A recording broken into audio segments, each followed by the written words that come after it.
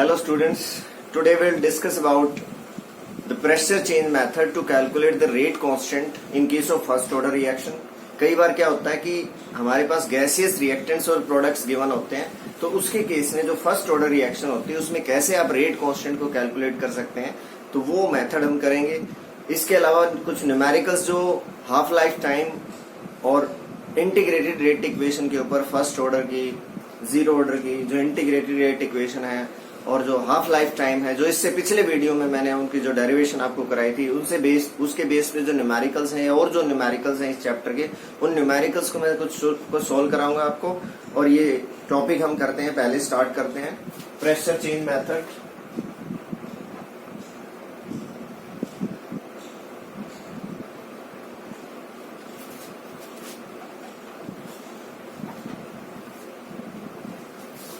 Pressure change method to calculate the rate constant in case of first order reaction. तो मैंने जैसे कि बताया, अगर रिएक्टेंट्स और प्रोडक्ट्स गैसियस हैं तो हम इस मेथड को अप्लाई कर सकते हैं, और न्यूमेरिकल्स में भी इसी तरह से आपको डेरिवेशन करनी है. जैसे आपके पास ये है ए, एक गैसियस रिएक्टेंट है, चेंजेस इनटू बी, ये भी गैस है, और सी, लेट इट बी गैस. तो आपके पास अब देखिए एक रिएक्टेंट ए है जो बी और सी में चेंज हो गया है, वो गैसियस है. इनके स्टोइचियोमेट्री अलग हो सकते हैं, स्टोइचियोमेट्री कोएफिशिएंट डिफरेंट हो सकते हैं इससे, लेकिन डेरिवेशन इसी तरह से होगा जैसे इसमें हम कर रहे हैं. हमने मान लिया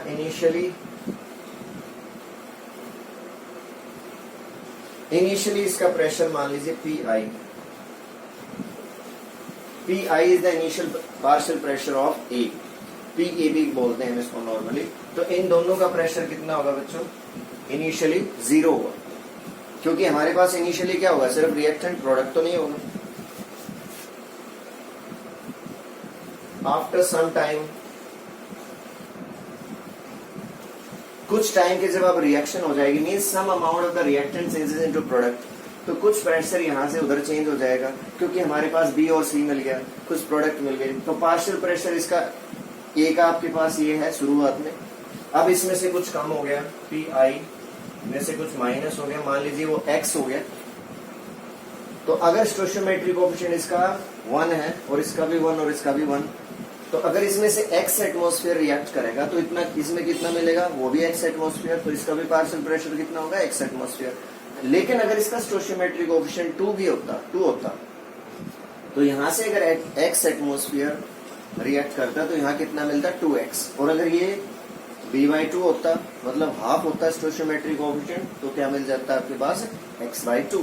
तो उस चीज का आपको ध्यान रखना है डेरिवेशन के टाइम पे. तो ये भी x हो गया और ये भी क्या हो गया आपके पास, x. तो अब टोटल प्रेशर कैसे निकालेंगे आप? टोटल प्रेशर आपको पता है क्या होता है, sum of partial pressure of all the gases according to Dalton's law partial pressure. तो टोटल प्रेशर हो गया partial pressure of A, partial pressure of B, partial pressure of C. और पार्शियल प्रेशर ऑफ ए कितना है बच्चों, ये यहाँ पे रिएक्शन के बाद में पी आई माइनस एक्स, तो P I minus X. P B कितना है, वो एक्स के इक्वल है, प्लस एक्स कर दिया. पी सी कितना है आपके पास, वो भी एक्स के इक्वल है. तो आपके पास ये क्रॉस हो गया, देखिए क्या आ गया, पी आई प्लस एक्स आ गया आपके पास. ये टोटल प्रेशर आ गया, ये क्या आ गया, टोटल प्रेशर. तो यहाँ से x की वैल्यू कैसे निकाल सकते हैं हम, x इज इक्वल टू आ गया आपके पास total pressure minus initial pressure. इसको इधर लेके जाएंगे तो x आपके पास आ गया total pressure minus initial pressure. अब आपको पता है फर्स्ट ऑर्डर के अकॉर्डिंग क्या है, वी नो दैट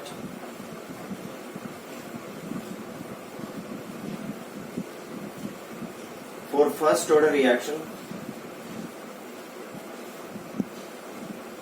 जो फर्स्ट ऑर्डर रिएक्शन है उसमें क्या देखते हैं आप, आपको पता ये होता है K is equal to 2.303 over T log R naught by R. R naught क्या होता है, इनिशियल कंसंट्रेशन, R है कंसंट्रेशन आफ्टर टाइम T. हमने इंटीग्रेटेड रेट इक्वेशन की थी फर्स्ट ऑर्डर के लिए, ये थी. अब R नोट तो है नहीं हमारे पास, तो R नोट की जगह आप लिखते हैं इनिशियल प्रेशर, और R क्या है, कंसंट्रेशन आफ्टर टाइम T, तो उसकी जगह लिखते हैं आप partial pressure after time T. तो आपके पास आर नोट की जगह अब हम पी आई रखेंगे और आर की जगह हम क्या रखेंगे, पी आई माइनस एक्स या partial pressure of A after time T. तो R nought will be replaced by, R nought किससे replace by, replaced by P I. R nought को पी आई से रिप्लेस करेंगे और आर को किससे replace करेंगे आप, replaced by partial pressure of A, P A, जो यहां इसके केस में पी आई माइनस एक्स है। रिएक्शन के बाद कितना है, पी आई माइनस एक्स आपके पास। तो पी ए लिख दीजिए पी आई माइनस एक्स, क्योंकि ये पी ए के इक्वल ही है P I minus X. P I minus x is equal to P A, partial pressure of A after time T, reaction के बाद में। तो आपके पास ये इक्वेशन क्या हो गई बच्चों, के is equal to 2.303 over T log. R naught की जगह मैंने क्या लिख दिया, पी आई, और आर की जगह क्या लिख दिया मैंने, पी ए। इसी को आप ऐसे लिख सकते हैं 2.303 over T log P I, और ये हो गया आपके पास पी आई माइनस एक्स, ये आ गया आपके पास पी आई माइनस एक्स। अब आप देखिए एक्स की वैल्यू ये पुट करेंगे हम वहां पे, तो P A is equal to किसके इक्वल है, P I minus X, that is equal to, इस x की वैल्यू यहां पुट कर दीजिए आप, तो क्या आ जाएगा बच्चों, ये P I minus P T plus P I. क्योंकि ये वैल्यू पुट करेंगे तो माइनस माइनस प्लस हो जाएगा, तो ये आ गया आपके पास, क्या आ गया आपके पास, 2 P I minus P T. तो ये आ गया आपके पास पार्शियल प्रेशर ऑफ ए। तो इसकी जगह क्या पुट कर सकते हैं बच्चों, हम ये पुट कर सकते हैं पी आई माइनस एक्स, और उसकी जगह क्या रख सकते हैं, P A is equal to 2 P I minus P T. तो आपके पास इक्वेशन क्या हो जाएगी फिर, K is equal to 2.303 over T log P I divided by 2 P I minus P T. ये आपके पास फॉर्मूला आ गया इसमें। तो इस तरह से इस फॉर्मूले को लगा सकते हैं। तो अगर स्टोइचियोमेट्रिक कोएफिशिएंट आपके न्यूमेरिकल में क्वेश्चन में नॉर्मली इसमें इसी तरह की इक्वेशंस आती हैं प्रेशर चेंज मेथड में, लेकिन मैंने जैसे आपको बताया, स्पेसिफाई किया कि यहाँ स्टोइचियोमेट्रिक कोएफिशिएंट अगर चेंज हो जाते हैं तो इस डेरिवेशन को भी आप चेंज कर सकते हैं, लेकिन होगी डेरिवेशन इसी तरह से। तो अगर आपके पास ये स्टोइचियोमेट्रिक कोएफिशिएंट 1 है तो ये आप फॉर्मूला इसमें ड्राइव करके यूज कर सकते हैं। तो क्या हो गया आपके पास 21 के equal 2.303 over T log P I upon 2 P I minus P T. P I क्या है, इनिशियल प्रेशर, और पी टी क्या है, total pressure. P I is the partial pressure जो इनिशियल है, और पी टी क्या है, टोटल प्रेशर। तो यहाँ पे वैल्यू रख के आप के की वैल्यू या टी की वैल्यू आप कैलकुलेट कर सकते हैं। न्यूमेरिकल में मैं इसमें आपको करके दिखाऊंगा प्रेशर चेंज मेथड। उसके बेस पे जो न्यूमेरिकल्स हैं वो हम कर लेते हैं। क्वेश्चन नंबर जो आपकी एक्सरसाइज है एनसीईआरटी बुक की एक्सरसाइज जो है चैप्टर नंबर 4 में केमिकल काइनेटिक्स में, उसका क्वेश्चन नंबर 20 और 21, क्वेश्चन नंबर 4.20 एंड 4.21 ये प्रेशर चेंज मेथड पे है, और बोर्ड एग्जाम के अंदर ये आए हुए हैं, ये क्वेश्चंस इंपॉर्टेंट है।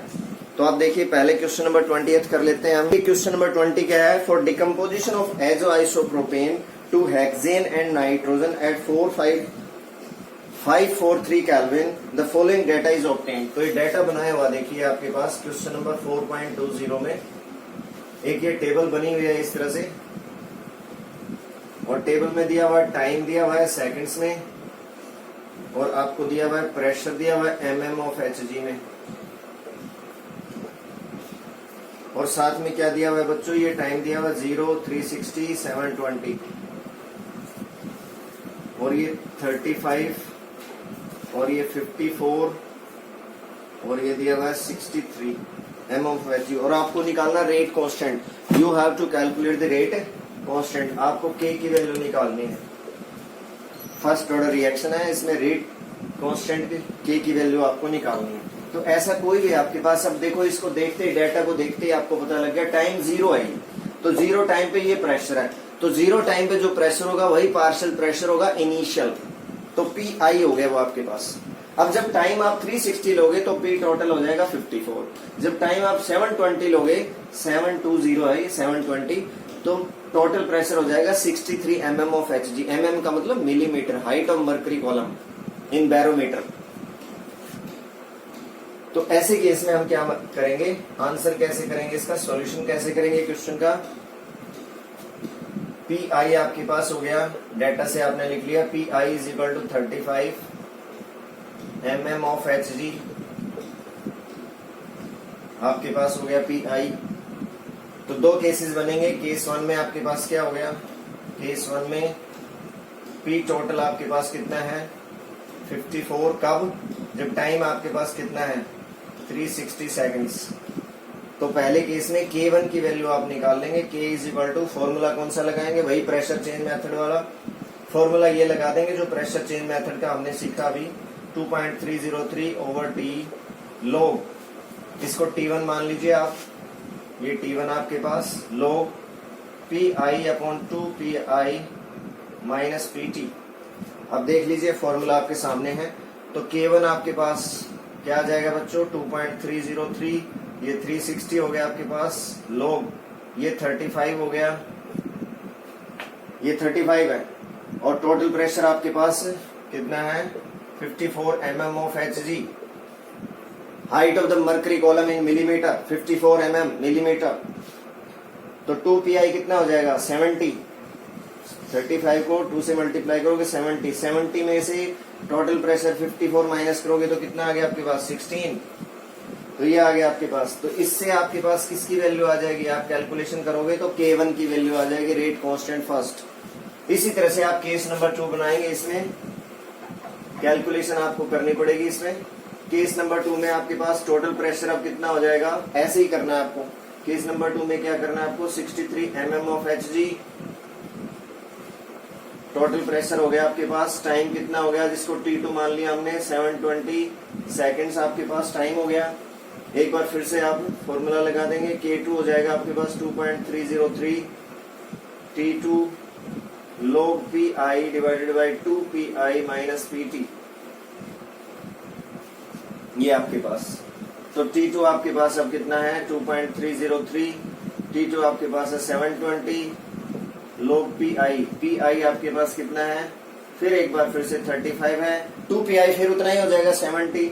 अब 70 में से ये 63 माइनस करेंगे तो कितना आएगा 7, तो इसको आप क्रॉस कर देंगे, 2.303 720 log 5 रह गया, ये क्रॉस करेंगे तो आपको पता है log 5, इसकी वैल्यू आप लिख सकते हैं। तो ये आ गया आपके पास K2, तो ये K1 और K2 की वैल्यू ऑलमोस्ट इक्वल आएंगी, तो आप क्या कैसे निकालेंगे, K is equal to K1 plus K2 divided by 2, तो ये आपके पास K की वैल्यू आ जाएगी। तो इस तरह से आप K की वैल्यू को कैलकुलेट कर सकते हैं। ये न्यूमेरिकल नंबर आपका 20। 21st में भी इसी तरह से टेबल बनी हुई है, कुछ सेकंड्स के लिए मैं आपकी स्क्रीन पे शो करने की कोशिश करता हूं, इसको देखिए आप। For following data were obtained during the first order thermal decomposition of SO2Cl2। SO2Cl2 क्या होता है, सल्फ्यूराइल क्लोराइड। दो कंपाउंड्स होते हैं ये SOCl2 एंड SO2Cl2। SOCl2 होता है थायोनाइल क्लोराइड और SO2Cl2 होता है सल्फ्यूराइल क्लोराइड। तो इसने एक रिएक्शन दी हुई है, देखिए ये 4.21 क्वेश्चन है। तो आपको क्या रिएक्शन दी हुई है, SO2Cl2 जो गैसियस फॉर्म में इसने ले रखा है, changes into SO2 gaseous plus Cl2 वो भी गैसियस। तो आप देख सकते हैं स्टोइचियोमेट्रिक कोएफिशिएंट वही है, A changes into B plus C, एक स्टोइचियोमेट्रिक कोएफिशिएंट है। आपको टेबल बना के दी हुई है उसने, एक ये टेबल है आपके सामने, इसमें एक्सपेरिमेंट 1 है 2 है, उसमें टाइम दिया हुआ है, ये आपके पास 0 और 100 सेकेंड्स का टाइम दिया हुआ है, फिर प्रेशर दिया हुआ है 0.5 एटमोस्फियर एंड 0.6 एटमोस्फियर, ये टेबल में दिया हुआ है। फिर क्या करना है, इसने calculate the rate of the reaction when total pressure is this. आपको रेट ऑफ रिएक्शन निकालना है, आपको रेट निकालना है when total pressure is 0.65 atmosphere. तो ये आपको कैलकुलेट करना है, इसके अंदर रेट ऑफ रिएक्शन निकालना है। तो पहले हम K की वैल्यू निकालेंगे इससे, इस डाटा से, ऊपर जो डाटा गिवन है उससे। तो आपने कैसे इसको सोल्व करना है क्वेश्चन को, आप देखिए K is equal to 2.303 over T log 2 PI minus PI upon 2 PI minus PT, ये फॉर्मूला हमने लगा दिया। फॉर्मूला अगर आप डायरेक्ट ना लिखें तो डेरिवेशन करके भी शो कर सकते हैं। बुक्स के अंदर नॉर्मली पहले डेरिवेशन करके फिर शो किया हुआ है। कभी आप कंफ्यूज हो जाए, बुक में आप देखें और फिर इस मेथड से सीखें, तो आप बुक की तरह से डेरिवेशन करके भी, जैसे मैंने डेरिवेशन आपको पहले सिखाई, तो डेरिवेशन करके भी आप कर सकते हैं, नहीं डायरेक्ट भी कर सकते हैं स्टोइचियोमेट्री कोएफिशिएंट के हिसाब से। तो ये हमने देख लिया। तो इसमें पी आई कितना है आपके पास? पी आई कब होगा? पी आई आपके पास जब टाइम 0। तो पी आई कितना है बच्चों? P I is equal to 0.5 atmosphere, ठीक है। और आपके पास पी टोटल कितना है? पहले पी टोटल आपके पास 0.6 एटमोस्फियर। कब? At T is equal to 100 second. Time दे रखा है 100 सेकेंड, उसके ऊपर है ये आपके पास। तो k की वैल्यू निकाल लेंगे हम। k इज इक्वल टू 2.303, ये 100 ले लिया हमने। log पी आई कितना हो गया बताइए? ये 0.5 हो गया। 2 पी आई कितना हो जाएगा? 1.5 मल्टीप्लाइड बाई 2, 1 हो जाएगा। उसमें से पी टी 0.6 माइनस कर देंगे तो 0.4 आ गया ये। तो एक तरह से ये आपके पास log 5/4 आ गया। log 5 divided by 4। तो k की वैल्यू यहाँ से कैलकुलेट हो जाएगी। आप आसानी से log 5 और 4 की वैल्यू रख के k की वैल्यू इजीली कैलकुलेट कर सकते हैं। तो ये तो k की वैल्यू आ गई आपके पास। अब क्या निकालना है? When total pressure is 0.65 atmosphere. तो आपको क्या निकालना है? पार्शियल रेट ऑफ रिएक्शन निकालना है when total pressure is this. अब रेट ऑफ रिएक्शन किसके इक्वल होता है आपको पता है? फर्स्ट ऑर्डर के केस में रेट इज इक्वल टू ये होता है बच्चों, k into partial pressure of this SO2Cl2। आप लिखना चाहे लिख सकते हैं, partial pressure of SO2Cl2 raise to the power, यहाँ पे क्या आएगी? 1। तो पार्शियल प्रेशर ऑफ SO2Cl2 आपको निकालना है। तो देखिए मैं इक्वेशन लिख देता हूँ। SO2Cl2 changes into SO2 plus Cl2, gaseous, ये भी गैसियस, ये भी गैसियस। तो आपको पार्शियल प्रेशर निकालना है पहले। किसका? SO2Cl2 का। टोटल प्रेशर आपको पता है कितना है? 0.65 एटमोस्फियर है। तो एक छोटी सी आपको डेरिवेशन इसमें करनी पड़ेगी इसके अंदर, क्योंकि हमें टोटल प्रेशर पता है। टोटल प्रेशर किसके इक्वल आपको पता है? वही इक्वेशन लिख देते हैं हम। इनिशियली इसका पार्शियल प्रेशर पी आई है, ये 0 और 0 है।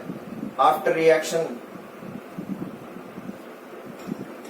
के बाद इसमें से कितना माइनस हो गया बच्चों? x। तो ये भी x और ये भी x। हमने किया था थोड़ी देर पहले डेरिवेशन में। तो वही स्टोइचियोमेट्री कोएफिशिएंट्स मैच कर रहे हैं, तो उसी तरह से कर सकते हैं आप। इसी वीडियो में मैंने आपको बताया, शुरुआत हमने की थी उससे, तो इसीलिए मैं वो करवा रहा हूँ। तो ये आपके पास, तो टोटल प्रेशर किसके इक्वल आ गया? फॉर्मूला हमने किया था P I minus x plus x plus x. तो ये आ गया था आपके पास पी आई प्लस एक्स, ये आपके पास आ गया। तो x की वैल्यू क्या आ गई बच्चों? यहाँ से total pressure minus partial pressure, initial pressure. अब टोटल प्रेशर कितना है बच्चों आपके पास? 0.65 एटमोस्फियर माइनस इनिशियल प्रेशर कितना है आपके पास? 0.5 एटमोस्फियर। तो ये आ गया आपके पास x की वैल्यू 0.15 एटमोस्फियर।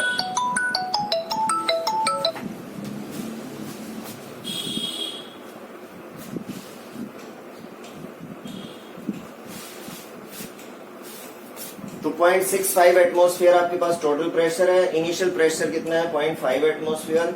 तो ये 0.15 एटमोस्फियर x की वैल्यू होगी। लेकिन आपको निकालना है किसके है? Partial pressure of this SO2Cl2। तो पार्शियल प्रेशर ऑफ SO2Cl2 कैसे आएगा बताइए? यही तो आएगा, P I minus x is equal to P I minus x. Partial pressure of SO2Cl2 at time t, P I minus x. तो P I आपके पास कितना है? 0.5 और x की वैल्यू है 0.15। तो ये हो गया आपके पास कितना बच्चों? 0.35 एटमोस्फियर। अब ये वैल्यू पुट करेंगे आप इस फॉर्मूले में, तब निकालेंगे। ये मेन चीज है जो बच्चे नॉर्मली कर नहीं पाते। पहले k की वैल्यू निकालेंगे हम, ये फॉर्मूला पुट करके, ये वाला फॉर्मूला लगा के हम k की वैल्यू निकालेंगे हम।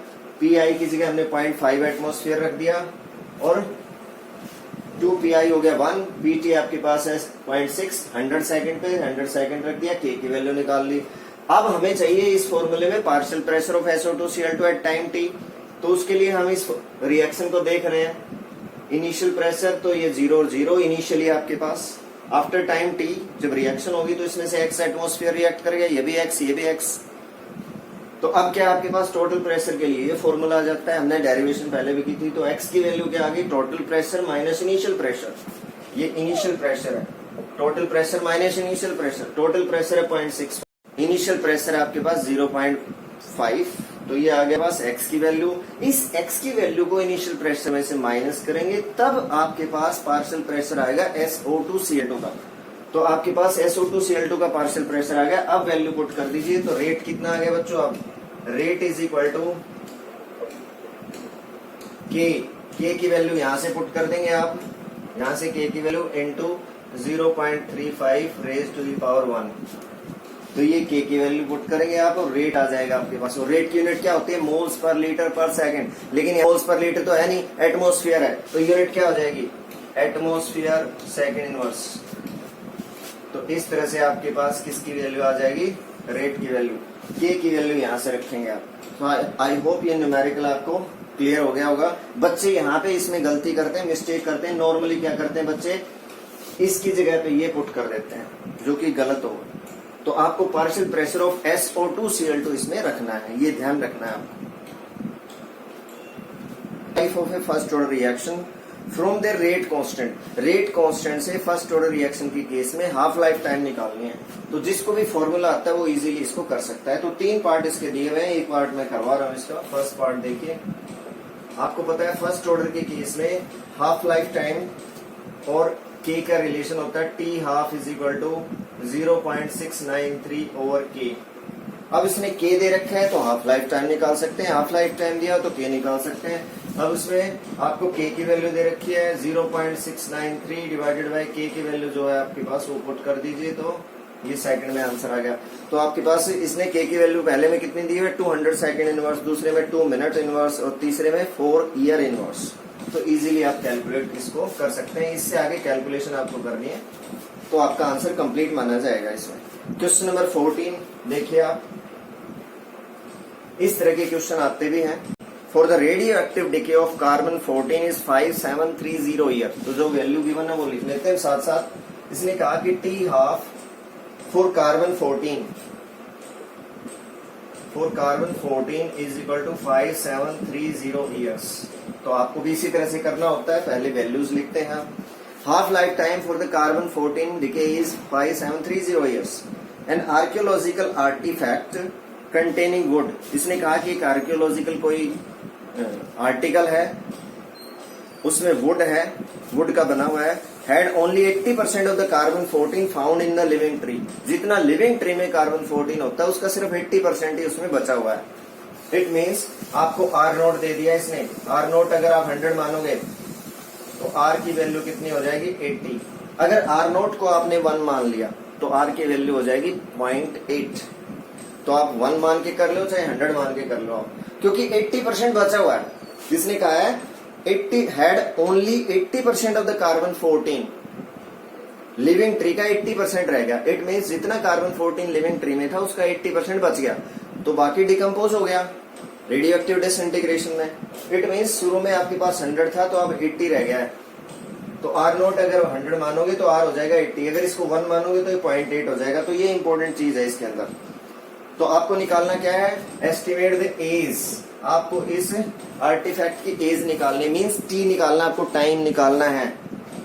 तो टी हाफ आपके पास ये है, तो इससे के निकाल लो पहले। तो K is equal to 0.693 over T half. अभी फॉर्मूला किया था हमने ऊपर, तो 0.693 डिवाइडेड बाय 5730 ईयर इनवर्स, ये आ गया। कैलकुलेशन करना चाहे कैलकुलेशन कर सकते हैं। अब टी निकाल सकते हैं आप। टी इज इक्वल टू कितना हो जाएगा, 2.303 ओवर के log R naught by R। ये फॉर्मूला होता है। फॉर्मूला आप जरूर लिखें पहले। आप देखो सारी वैल्यूज गिवन है आपके पास। के हमने यहां से कैलकुलेट कर ही लिया था। R नोट आपके पास 100, R आपके पास 80। R नोट को 1 मान सकते हैं, R को 0.8 मान लेंगे फिर आप। तो 2.303 ओवर के आपके पास कितना है 0.693, ये आपके पास 5730 ऊपर चला गया, मल्टीप्लाइड बाय ये लोग आर नोट 100 है आपके पास, ये 80 हो गया। इसको क्रॉस कर सकते हैं आप और फर्दर सोल्व कर सकते हैं आप आगे, तो ये टी आ जाएगा। और किस में आएगा बच्चों ये टी, ईयर्स में। लॉग और एंटी लॉग के बारे में बार बार बताता हूं आपको कि मैंने एक वीडियो बनाया हुआ है लॉग एंटी लॉग के ऊपर, आप उस लॉग एंटी लॉग वाले वीडियो को जरूर देखें, उसको एक बार दो बार आप जरूर उस वीडियो को देखें, तो उससे आपको लॉग एंटी लॉग की जितनी भी आपकी प्रॉब्लम्स हैं, जिस भी क्वेश्चन में आपको लॉग एंटी लॉग की प्रॉब्लम आती है, वो सारी प्रॉब्लम्स आपकी उससे दूर हो जाएंगी। अदरवाइज आप मेरे को लिख के भी बता सकते हैं। तो टाइम आ गया आपके पास ईयर्स में, तो जो भी आपके पास आर्कियोलॉजिकल आर्टिफैक्ट थे उसका टाइम पीरियड इस तरह से आप कैलकुलेट कर सकते हो। कैलकुलेशन इससे आगे बच गई आपके पास। तो क्वेश्चन नंबर 14 कई बार बोर्ड एग्जाम में ये भी आया हुआ है, इस तरह के क्वेश्चन भी एक एक नंबर में आ जाते हैं, मल्टीपल चॉइस में भी आ सकता है इस तरह का क्वेश्चन, तो ये आपको ध्यान रखने की बात है।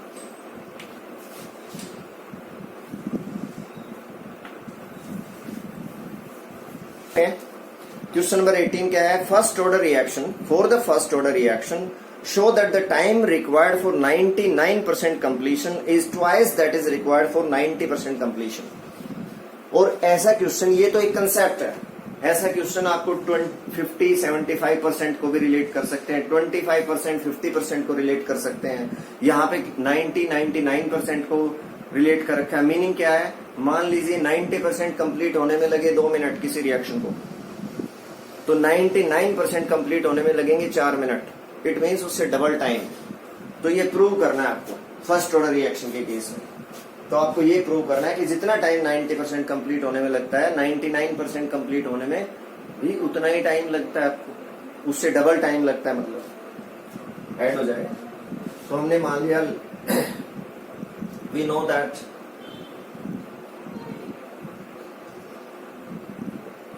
T is equal to 2.303 over K log R naught by R, किसके लिए, for first order, integrated rate equation for the first order reaction, ये हमें पता है। तो T90, पहले 90 वाला केस ले लीजिए आप, T90 इज इक्वल टू क्या हो जाएगा बच्चों, 2.303 over K log R note को आपने 100 मान लिया, तो अगर 90% कोई रिएक्शन कंप्लीट होगी तो R कितना बच गया आपके पास, ओनली 10, तो 10 आपके पास। R की वैल्यू इसके केस में, T90 के केस में R की वैल्यू कितनी है आपके पास, 10, R नोट कितना है 100, तो ये वैल्यू रख दिया आपने, क्रॉस हो गया, तो ये क्या आ गया बच्चों, 2.303 ओवर K log 10, और log 10 की वैल्यू क्या है 1 होती है, तो ये आ गया आपके पास। तो T90 ये आ गया आपके पास, T90 is equal to this, इसको इक्वेशन 1 मान सकते हैं आप, ये आ गया। और T99 इसके केस में R की वैल्यू कितनी हो जाएगी आपके पास, R नोट तो उतना ही है 100, अब R की वैल्यू कितनी रहेगी, R क्या होता है कंसंट्रेशन एट टाइम T, तो ये हो गया आपके पास 100 minus 99 that is equal to 1, तो वैल्यू पुट कर सकते हैं आप, T99 इज इक्वल टू क्या हो गया 2.303 over K log 100 divided by 1 R naught by 1, तो आप क्या लिख सकते हैं इसको, 2.303 over K log 10 raise to the power 2, 100 को लिख दिया आपने 10 की पावर 2, और log 10 raise to the power n, तो जो भी पावर में होता है आपको पता है log में, वो सामने आ जाएगा यहाँ पे, तो 2 इंटू log 10, तो ये क्या हो गया बच्चों, देखिए आप, T99 is equal to 2.303 over K into 2 log 10, log 10 की वैल्यू क्या है, log 10 इज इक्वल टू 1, तो आपके पास हो गया 2.303 ओवर K इंटू 2, log 10 की वैल्यू 1 हो गया आपके पास, इंटू 2 आ गया आपके पास, तो T99 ये आ गया आपके पास, देखिए इसको इक्वेशन 2 मान लिया। अब इक्वेशन 1 और 2 को कंपेयर कर लीजिए, सामने दिख रहा है आपको कि T99 is double of the T90, so by comparing equation 1 and 2 By comparing equation 1 and 2, what do we get? T99 is equal to twice of T90. ये मिल जाएगा आपके पास। तो ये आंसर हो गया आपके पास। ये न्यूमेरिकल आ जाता है 2 नंबर में भी, 3 नंबर में भी। तो कई बार इस तरह का क्वेश्चन आया हुआ है। जैसे मैंने आपको बताया, ये 99 और 90% को कंपेयर किया हुआ है, 50-75% को भी कंपेयर करवा लेते हैं। Reaction is a first order in A and second order in B. एक रिएक्शन है जो फर्स्ट ऑर्डर है ए के विद रिस्पेक्ट और सेकंड ऑर्डर है बी के विद रिस्पेक्ट। तो ये स्टेटमेंट दे दी, उससे रेट लो पता लग गया आपको। First order with respect to A and second order with respect to B. तो आपने रेट लो लिख लिया। Rate is equal to K A raise to the power 1 and B raise to the power 2। क्योंकि हमें क्या दे दिया उसने, फर्स्ट ऑर्डर है ए के विद रिस्पेक्ट, सेकंड ऑर्डर है बी के विद रिस्पेक्ट। तो आपने देख लिया, ये रेट लो लिख लिया। अब आपको क्या करना है, right the differential rate equation. तो आपको डिफरेंशियल रेट इक्वेशन लिखनी है। तो डिफरेंशियल रेट इक्वेशन आप इसी तरह से लिख सकते हैं। फर्स्ट पार्ट इसका differential rate equation, dr by dt, dr by dt is equal to क्या हो गया आपके पास, माइनस कर सकते हैं आप यहाँ पे, rate is equal to this.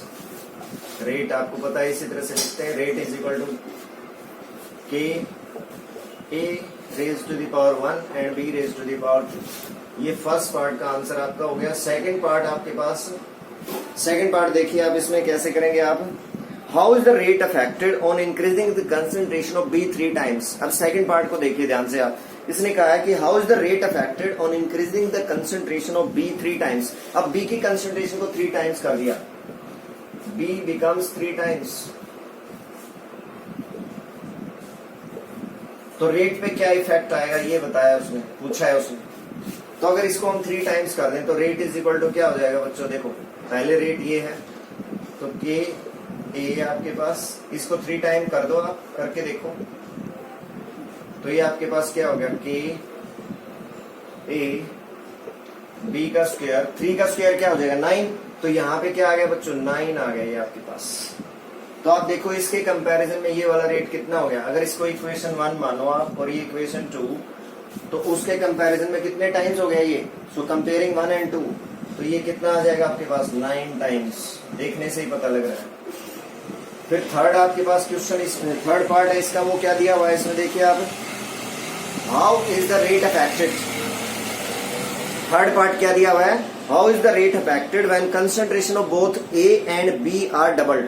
ए और बी दोनों के कंसंट्रेशन को डबल कर दिया तो रेट कैसे इफेक्ट होगा। अब ए को भी डबल कर दिया, A and B both doubled,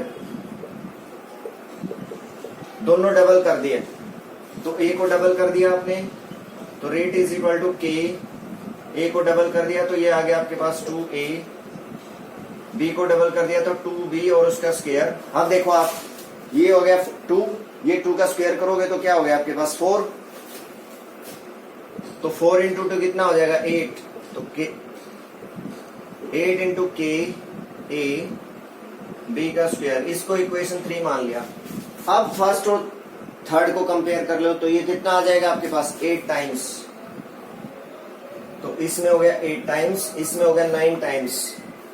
और ये डिफरेंशियल रेट इक्वेशन हमने इसमें लिख दी। तो इस तरह से आप 3 पार्ट्स हैं इसके, तो 3 मार्क्स का ये क्वेश्चन बन जाता है। इसी तरह का क्वेश्चन 4.6 है और भी क्वेश्चन इसमें इस तरह के आते हैं। तो बाकी और जो न्यूमेरिकल्स हैं उसको भी मैं नेक्स्ट वीडियोस में डिस्कस करने की कोशिश करूंगा। तो इन न्यूमेरिकल्स को, क्वेश्चंस को, कंसेप्ट्स को आप इसको सीखिए और लर्न करिए। अपने फ्रेंड्स की भी आप हेल्प कर सकते हैं वीडियोस को देख के, उनको सजेस्ट करके। Thank you.